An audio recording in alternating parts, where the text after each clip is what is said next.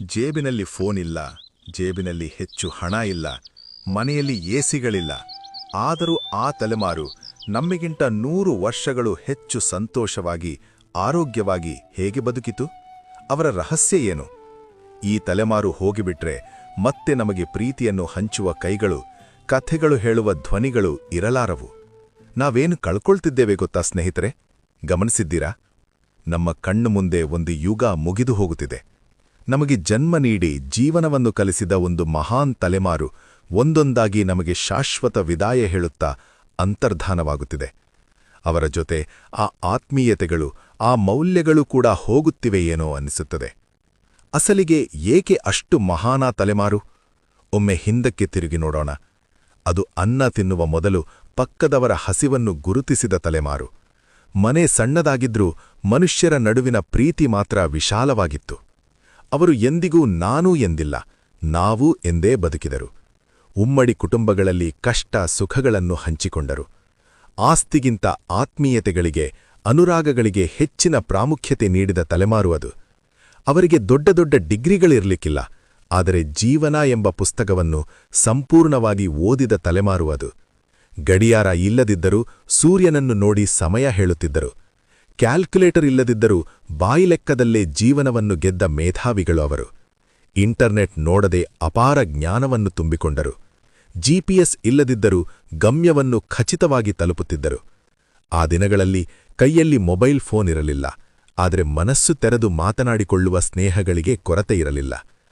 Post card ಮೇಲೆ ಬರೆದ 4 ಮಾತುಗಳು ಫೋನ್ನಲ್ಲಿ ಗಂಟೆಗಳ ಮಾತಿಗಿಂತ ಹೆಚ್ಚು ಪ್ರೀತಿಯನ್ನು ಹಂಚುತ್ತಿದ್ದವು. ಟಿವಿ ಇಲ್ಲದಿದ್ದರೂ ಬೀದಿ ನಾಟಕಗಳು, ಬುರ್ರಾ ಕಥೆಗಳೊಂದಿಗೆ ಸಮಯವನ್ನು ಆನಂದವಾಗಿ ಕಳೆಯುತ್ತಿದ್ದರು. ತಂತ್ರಜ್ಞಾನ ಇಲ್ಲದಿದ್ದರೂ ಸುಖ ಸಂತೋಷಗಳಿಂದ ಬದುಕಿದ ತಲೆಮಾರು ಅದು. ಎಸಿಗಳು, ಕೂಲರ್ಗಳು ಇಲ್ಲದಿದ್ದರೂ ಹೊರಗಡೆ ಮಂಚ ಹಾಕಿಕೊಂಡು ತಂಪು ಗಾಳಿಯಲ್ಲಿ, ಜಾಬಿಲ್ಲಿ ಅಂದ್ರೆ ಚಂದ್ರ ಬೆಳಕಿನಲ್ಲಿ ಹಾಯಾಗಿ ನಿದ್ರೆ ಮಾಡಿದ ತಲೆಮಾರು ಅದು. ಮಿನರಲ್ ವಾಟರ್ ಗೊತ್ತಿರಲಿಲ್ಲ. ಕೆರೆ ನೀರು, ಬಾವಿ ನೀರು ಕುಡಿದು ಕಲ್ಲು ತಿಂದರೂ ಜೀರ್ಣಿಸಿಕೊಳ್ಳುವ ಶಕ್ತಿ ಅವರದೇ. ಪಿಜ್ಜಾ, ಬರ್ಗರ್ಗಳ ಬದಲು ಪೀಚು ಮಿಠಾಯಿ, ಪೇಳೆಗಳು ತಿನ್ನಿ ಸಂತೋಷವಾಗಿ ಬದುಕಿದರು. ಜಿಮ್ಗಳ ಕೆಲಸವಿಲ್ಲದೆ ಭಾರೀ ಕೆಲಸ ಮಾಡಿ ಬೆವರು ಸುರಿಸಿ 100 ವರ್ಷ ಆರೋಗ್ಯವಾಗಿ ಬದುಕಿದರು.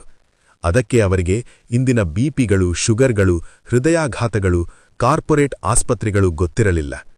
6ನೇ 7ನೇ ವಯಸ್ಸು ಬರುವವರೆಗೆ ಮಕ್ಕಳ ಬಾಲ್ಯವನ್ನು ಆಟಪಾಠಗಳಿಂದ ತುಂಬಿಸಿದ ತಲೆಮಾರು ಅದು. ನಂತರ ಹಣವಿಲ್ಲದ ಸರ್ಕಾರಿ ಶಾಲೆಗಳಲ್ಲಿ ಓದಿಸಿ ದೊಡ್ಡ ಸಾಧಕರನ್ನಾಗಿ ಮಾಡಿದ ತಲೆಮಾರು ಅದು.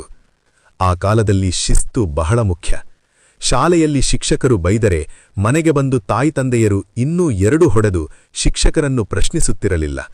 ಅದಕ್ಕೆ ಆ ತಲೆಮಾರಿನ ಮಕ್ಕಳು ಅಷ್ಟು ದೃಢವಾಗಿ ಬೆಳೆದರು. ಅವರು ವ್ಯಾಪಾರದಲ್ಲಿ ಕಲ್ತಿಗೆ ಅವಕಾಶ ನೀಡಲಿಲ್ಲ.